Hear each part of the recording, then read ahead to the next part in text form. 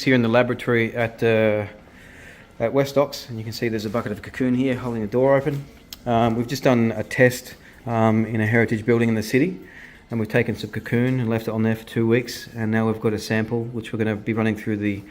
testing equipment here. You can see the salts have gathered on the surface of the cocoon there, and if you bear with me while I get the get this camera to focus through here, you can see the salts growing on the surface of the paper there. Alright, so you can see those sharp crystals there are what grow in between the sand cement in your masonry or your sandstone, and that's why you get deterioration of your masonry, because the salts are growing in the surface, and the cocoon is designed to remove the salt from the masonry so it doesn't damage your buildings any longer. Alright, so that's a really good example of the salt crystals gathering on the surface of the cocoon after they've been extracted from a building.